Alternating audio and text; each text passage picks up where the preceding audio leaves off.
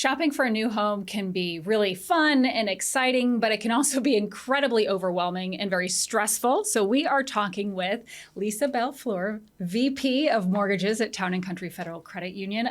Some pro advice for those getting ready to buy a home. Lisa, thank you so much for joining us. Thanks for having me. I also want to mention, too, for anybody who is watching this, if you have questions as we're having this conversation, please feel free to put them in the comments, and Lisa and her team will address those questions and get you the information that you need. Absolutely. So you are here to help, which is great, because this is really a fun but also overwhelming time. Correct. What's one of the first things that you tell somebody who's ready to bite the bullet and buy that home? Well, they really want to work on saving their money and really establishing good credit. Good credit is going to give you the best possible options for loan programs.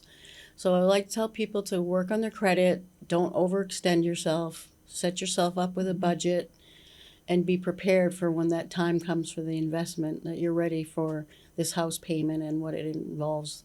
And you know, there's a big difference between what you can afford, what you should be buying, right? Why is that mindset so important? Because you don't want to be in a situation where you're in a house where you're overextending yourself and your house rich and cash poor. You want to be able to have a home that you're comfortable with the payment so you can enjoy your home and enjoy the family that you have in your home without worrying about, well, I can't do this or I can't do that because I have to pay for my mortgage. So as a lender, you know, we look at specifics as to your maximum debt to income ratio, what you qualify for based on your income and credit. And it's not just about thinking, you know, about today's bills and today's income.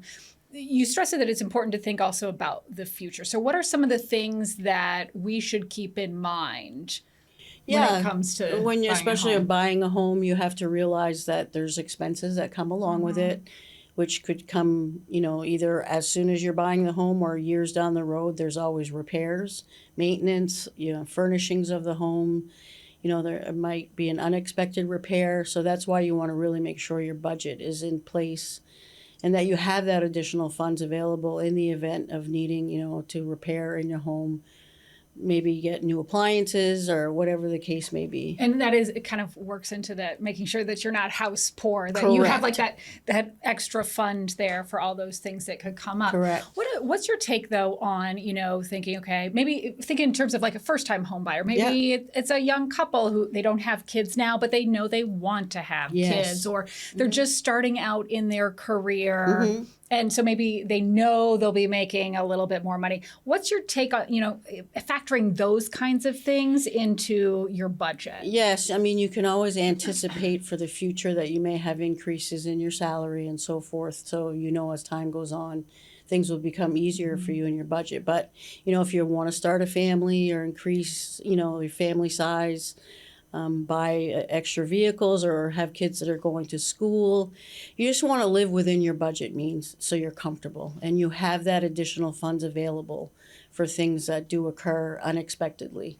Yeah, it's sometimes easier said than done. I know, you know, you might want to like cut out the extra coffee run or eating out one day a week just to make little sacrifices to put that money aside. And especially as you start looking too, Lisa, because like sometimes it's easy to get stars in your eyes as you're looking, and it's like, well, while we're at it, why don't we just get the one that has the extra bedroom, the extra bathroom? But you know, there's a difference between planning for that, all those future things versus what you can actually afford now. Correct. So when it really comes down to it, should we be buying for what we think we're going to need in the future or really what we need today? I think a little bit of both, but more towards what you need today because, again, it comes down to your budget and having those funds available and being able to enjoy life as a homeowner, enjoy the home. And, you know, knowing that, you know, with the price range is within your budget, your payment, and you're comfortable and you know that moving forward in the future, you can build on that home. If your family expands, maybe you can add an addition to a home or sell your existing home and buy a bigger home. There's different avenues. Which can be so tricky right now in today's Yes. super competitive Absolutely. housing market. So how do you find what you can really comfortably afford? What are some of the best ways to do that? Well, the first thing we always recommend to people who are looking for homes before anything is speak to your lender and get a pre-approval and determine based on your credit and income what sales price range that you qualify for income-wise. So that way you can structure your search based on that dollar amount. So you're not overextending. It may, in some cases, if you're in a situation where you're not quite at the level where you want to be based on your home search, prices are higher. I mean, it may take time. You might have to save a little bit more money and wait a little bit before you're able to purchase that first home or, repeat home.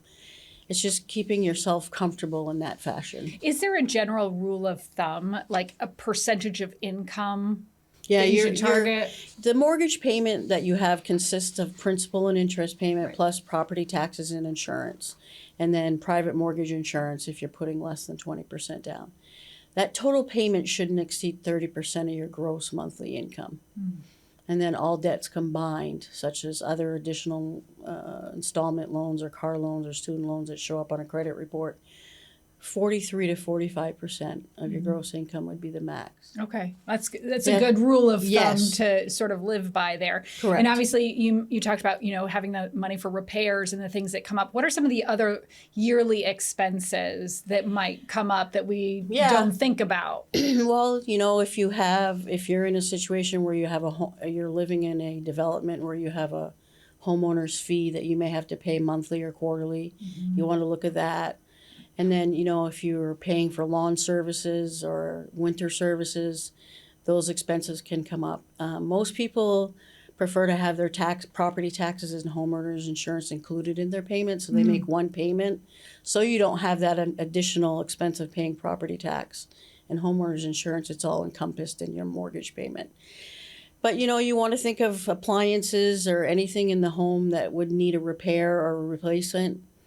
Making sure whatever your monthly mortgage payment is times 2 is a good reserve amount is what you should set aside. So let's say your payment's $1,500 a month.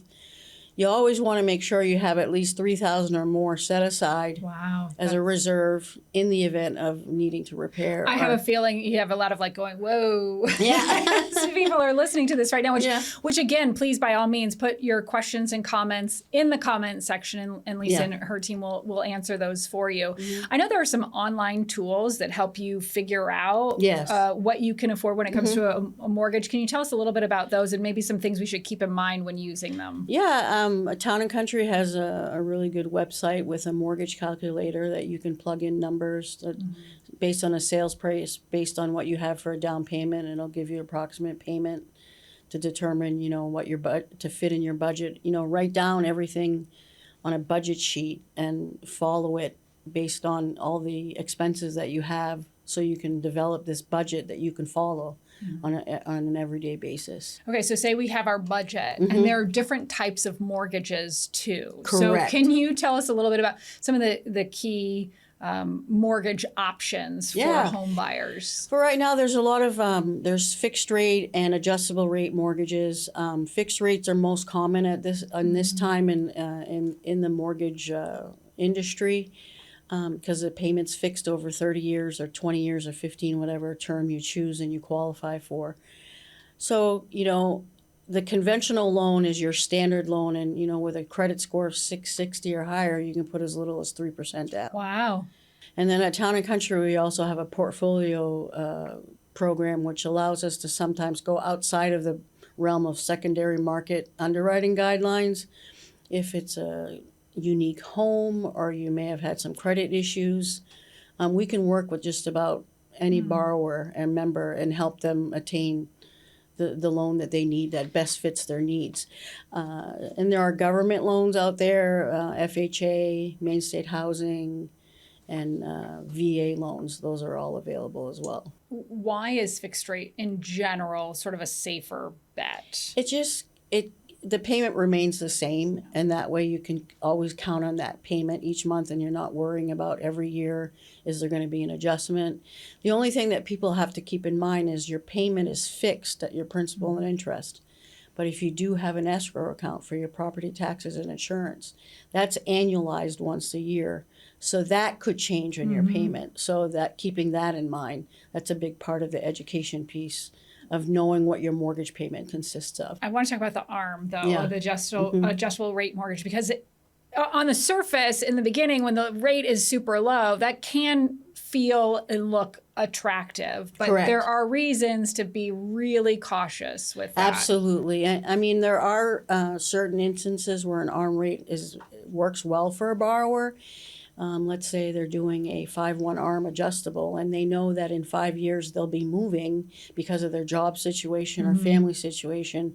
They're taking advantage of that lower rate for the first 5 years, knowing that in 5 years you're going to be making a change. So you know it's a short term. Yeah. But if somebody's moving into a home and they know that it may not be their forever home, but they're looking for stability, that fixed rate gives somebody the guidance and the fixed rate of the payment.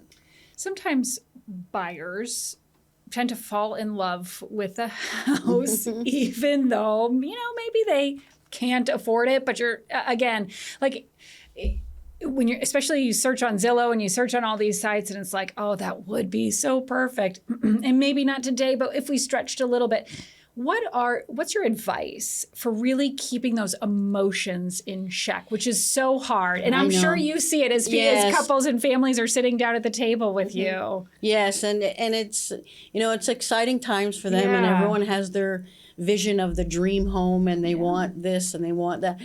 But if you're in a situation where you don't quite qualify for that home that you really fell in love with, just work on saving money, and the time could come that you would be ready for this home. But I've seen many homeowners, due to prices of homes and staying within their budget and their debt to income ratio, they've purchased homes outside of where they're working and increasing their commute time, but just to be able to find that home that's affordable for them. So it's a trade-off, right? Correct. And so you have to kind of figure out what works for you. What are just some of the advantages of working with like a mortgage team, a financial advisor? I mean, because there are a lot of online tools that you can really you can do a lot of this yourself now. Yeah, and it's always good to speak to somebody. And at Town and Country, we're local. You can always make appointments with us, and we meet in person, talk over the phone. It's just good to get that good financial advice from somebody who's been in the industry and can give you the better advice for how to move forward as being a homeowner. Any sort of final words of wisdom for somebody who's getting ready to buy a home now or just wanting to anyway? Save as much as you can and really keep your credit in check. And, don't overextend yourself and just learn to live within that budget. And you'll have the joy of home ownership. Yeah, totally. Absolutely. Lisa, thank you so much for your expertise. Really appreciate it. And of course, we will have more information on WGME.com. This has been a Financial Matters streaming event sponsored by Town and Country Federal Credit Union. To learn more, visit WGME.com and search for Financial Matters. Thank you for watching.